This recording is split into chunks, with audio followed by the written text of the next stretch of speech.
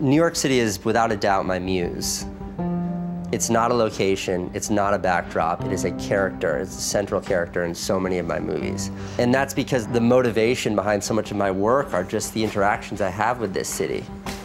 I think as a visitor, you miss a lot of the nuances and a lot of the minutiae that gives the city the identity that I recognize. I mean, I grew up on movies that were shot in New York City. I romanticized this city to unhealthy heights. Even the most romanticized version, even Woody Allen's Manhattan, is a gross understatement when compared to the reality that is New York City. If you look at my Instagram feed, it's just constant pictures of the city because I can't get enough of it. The beauty of it never gets lost on me. Yeah, my dad has lived 2 hours away from New York City for the last 60 years.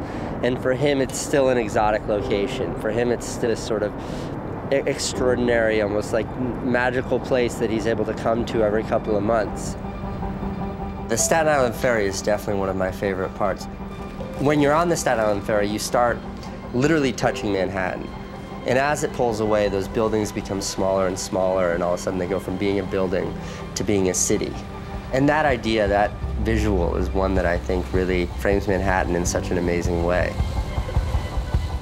I remember being in 5th grade, in our social studies book, there was a picture of the New York City skyline, and I used to stare at it all day in class. 25 years later, I still am as enamored by this city as I was when I was a little kid. Nothing's faded.